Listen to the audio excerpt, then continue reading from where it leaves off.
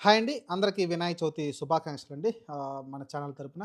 ఇంక చూసుకుంటే చంద్రబాబు నాయుడు గారైతే పీ4 విధానాన్ని ఇంకా పీక్స్ తీసుకుపోతున్నారండి. ఎంత పీక్స్ అంటే అర్థం పర్థం లేని విధంగా అయితే తీసుకుపోతున్నారనుకోవచ్చు. బ్యాంకర్లు గూడా పీ4 విధానానికి సహకరించాలంట. లేకుంటే బ్యాంకర్లు పీ4 విధానంలో భాగస్వాములు కావాలంటండి.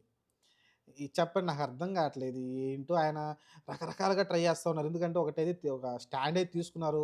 దాని నుంచి వెనక్కిపోతే ఏమనుకుంటారు? ఏం జరిగిద్దనే అంతే కదా! ఖచ్చితంగా వైసీపీ వాళ్ళు గట్టిగా దాని గురించి క్వెషన్ చేస్తారని భయపడుతున్నారనుకుంటాను. ఇంగా పీ4ని రకరకాలుగా అంతకుముందు ధనవంతులను తీసుకొస్తాం అది ఇది అన్నారు. ఎవడైనా వచ్చాడండి ఏ ఏ ఊర్లో ఏ ధనవంతుడు డబ్బులిస్తాడు చెప్పండి? ముందే మాట్లాడుకున్నాం. పీ4 అనేది అంత ఎవడు ఉచితంగా వచ్చి డబ్బులివ్వడానికి ఎవడు సిద్ధంగా లేడు. 100లో ఒక్కడు గూడా ఇవ్వడు. సొంత డబ్బులు పేదవాడికి ఇవ్వడానికి ఎవడు రాడు ముందుకి. మీరు కావాలంటే మీ పార్టీ తరపున ఇంగ బలవంతంగా చంద్రబాబు నాయుడు కోసం ఏదైనా చేయాలనుకుని వచ్చేవాళ్ళుంటారు తప్ప, స్వచ్ఛందంగా వచ్చి ఇప్పుడు అంబానీ దగ్గర అన్ని కోట్లున్నాయి వాడొచ్చి ఏమన్నా చేస్తాడండి? వాడు చేయాల్సిన వెల్‌ఫేర్ వాడు చేస్తుంటాడనుకోండి పక్కన పెట్టేస్తే. కానీ ఉన్న దాంట్లో మొత్తం ఇచ్చేయలేడు గదా! ఒక 50% ఇచ్చేయమని చెప్పండి అంబానీని. ఖతం అయిపోద్ది గదా! ఇంగ పీ4 ఏంది దేశంలోనే ప్రజలందరూ బాగుపడిపోతారు ఆల్‌మోస్ట్. ఆయన దగ్గర ఉన్న 50% అదానీ, అంబానీలు ఇద్దరు 50 వాళ్ళ డబ్బులున్న ప్రజలకు పంచేయమని చెప్పండి. ఆటోమేటిక్‌గా ఇండియా ధనవంతం అంటే పేదవాళ్ళందరూ ధనికులైపోతారు. కాబట్టి పీ4ని బ్యాంకులకి లింకప్ చేయాలంటున్నాడు. ఇందులో గూడా సిబిల్ స్కోరు సంబంధం లేకుండా రుణాలైతే ఇవ్వమంటున్నాడు. అంటే లోన్స్ ఇవ్వమంటున్నాడండి చంద్రబాబు నాయుడు గారైతే. మరి ఇప్పుడు వాడిని ఏం గ్యారంటీ చూసి ఇవ్వాలి చెప్పండి నాకర్థం కాదు. బ్యాంకులు గ్యారంటీ చూస్తాయి. వాడు ఇంతకుముందు ప్రీవియస్‌గా ఏమన్నా మంచిగా డబ్బులు కడుతున్నాడా లోన్స్, ఇంతకుముందు ప్రీవియస్ లోన్స్ మంచిగానే కడుతున్నాడా? వాడి ఆర్థిక స్తోమత ఏంటి? ఏం సంపాదిస్తున్నాడు? పొలం పంటలేసి పండిస్తున్నాడా? లేదా ఆహ్, ఏం చేస్తున్నాడు? ఇక కౌలుకు భూమి తీసుకొని ఏమైనా పంటలు వేస్తున్నాడా? ఏదో ఒకటి ప్రామాణికంగా తీసుకొని వాళ్ళైతే డబ్బులైతే ఇవ్వడం చూస్తాం. లేకుంటే సిబిల్ స్కోర్ అతని ట్రాన్సాక్షన్‌లు బాగుంటే రెగ్యులర్‌గా అతనికి సాలరీ వస్తుందా? లేకుంటే వేరే వేరే దాని నుంచి డబ్బులేమైనా వచ్చి అకౌంట్‌లో పడుతూ ఉంటే ట్రాన్సాక్షన్‌లు ఎక్కువ జరుగుతూ ఉంటే సిబిల్ స్కోర్ ఇంప్రూవ్‌మెంట్ ఉంటది కాబట్టి దాన్ని బట్టి వాళ్ళైతే బ్యాంకులోళ్ళైతే లోన్ అయితే ఇవ్వడం చూస్తాం మనం. ఇప్పుడు చూసుకుంటే బాబు గారు ఏమంటున్నారు? సిబిల్ స్కోర్ చెక్ చేయకుండా ఇచ్చేయమంటున్నారు. మరి రేపొద్దున వాడు ఎగ్గొడితే ఎవడు కడతారు? బాబు గారు డబ్బులు కడతారా? మన సీఎం చంద్రబాబు నాయుడు గారు డబ్బులు కడతారా ఏమన్నా? రీసెంట్‌గా తెలిసింది గదా! ధనిక సీఎంగా తెలిసిపోయింది అతను. 931 ఉన్నాయి. మరి అది ఆయన డబ్బులో నుంచి ఏమన్నా రేపొద్దున ఈ బ్యాంకర్‌లకి ఎవరైతే ఉన్నారో డబ్బులు తీసుకొని ఎగ్గొట్టేవాళ్ళుంటారో వాళ్ళు తాగుబోతులుంటారు, రకరకాలుంటారు. జెన్యూన్ పర్సన్స్ ఉంటే వాళ్ళకి ఇవ్వడంలో తప్పు లేదు. మహిళలకు గాని ఎవరైనా సరే. కొంతమందుంటారు. డబ్బులు తీసుకునే పేరు చెప్పేదేంటి? మేము 4 గేదెలు పెట్టుకుంటున్నాం. మేము ఆ పాలమ్మి మీకు డబ్బులు కడతామంటారు. వాడు పోయి ఆడ గేదెలు కొంటున్నాడా? కొండోడు. కొనకుండా వేరే దానికి పెడతాడు. లేకుంటే వేరే ఖర్చులకు వాడేస్తున్నారు.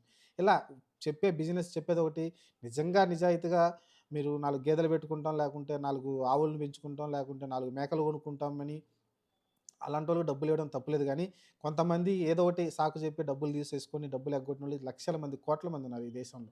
చాలా మందున్నారు. అంతకుముందు పెద్ద పెద్ద రాజకీయ నాయకులే ఎగ్గొట్టారు. వాళ్ళకే దికాణ లేదు. సరే ఇంక పేదవాడినంటే ఎట్టోకట్ట సతాయిస్తారు. వాడి ఆస్తి లాక్కుంటారు. అన్నీ చేస్తారు.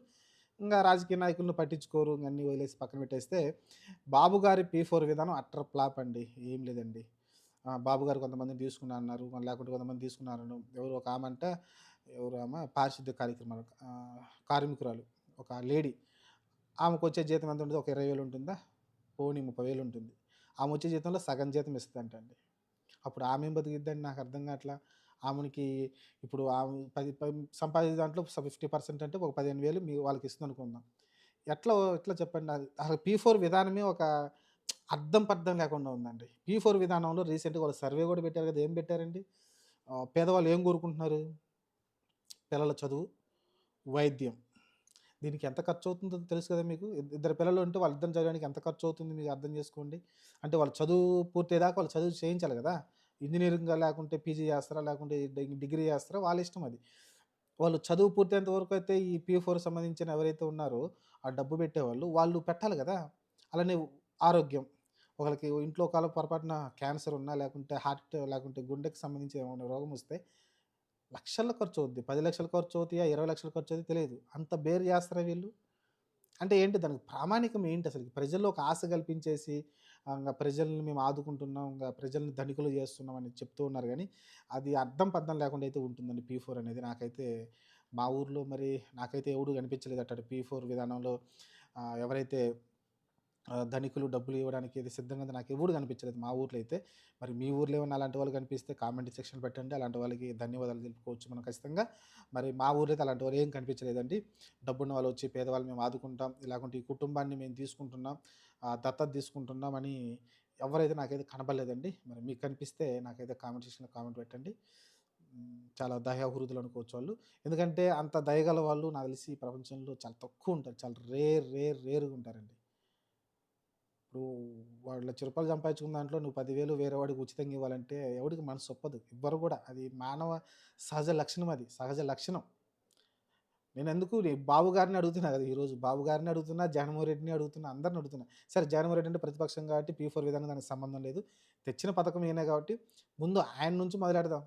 ఆయన ఆస్తిలో సగం ఇచ్చామని చెప్పండి. ఇది పెద్ద విషయమా? హెరిటేజ్‌లో వచ్చే ప్రాఫిట్‌లో 50% ఇదిగో పేద ప్రజలకి మేము ఇచ్చేస్తున్నాం అని చెప్పండి. లేకుంటే ఆయన బిజినెస్‌లో అన్నిటిలో కూడా 50% మేము పేద ప్రజలకి ఇచ్చేస్తున్నాం అని చెప్పండి. ఒక మాట అయిపోతుంది. మరి ఆయన ముందు ముఖ్యమంత్రిగా ఆయన తీసుకున్న నిర్ణయాన్ని ఆయన పాటిస్తే అయిపోతుంది. ఇంక రేపొద్దున పవన్ కళ్యాణ్ గూడా తను సంపాదించే సంపాదనలో 50% నేను పేద ప్రజలకి ఇస్తానని చెప్పేస్తే అయిపాయే. అలాంటప్పుడు ఇంక పేదవాళ్ళు ఖచ్చితంగా బాగుపడతారు. అలానే మీకు దగ్గరున్న 164 మంది గదా! 164 మంది ఎవరైతే ఎమ్మెల్యేలు ఉన్నారో అలానే మిగతా ఎంపీలు ఉన్నారో వాళ్ళు గూడా వాళ్ళు సంపాదించిన దాంట్లో 50% ఇవ్వమని చెప్పండి. మీరు రాజకీయ నాయకులు గదా! ప్రజా సేవల కోసం వచ్చారు గదా! ముందు వాళ్ళందరూ గూడా 50% మేము సంపాదించిన లేకుంటే మా ఆస్తులు 50% మేము ప్రజలకి దారదత్తం చేస్తామని చెప్పండి. చరిత్రలో మిగిలిపోతారు. ఒక ఎన్టీఆర్ లాగా ఒక వైఎస్ రాజశేఖర రెడ్డి గారిలాగా చరిత్రలో మిగిలిపోతారు మీరు గూడా. చూద్దాం. సరే ఏం జరుగుతుందో ప్రస్తుతానికైతే ఈ P4 విధానం అయితే ఒక కన్‌ఫ్యూజన్ తికమకగా అయితే ముందుకెళ్తుంది. దీనిపైనైతే మీరైతే కామెంట్ సెక్షన్‌లో కామెంట్ పెట్టొచ్చు. నేను మాట్లాడిన మాటలపైనైతే.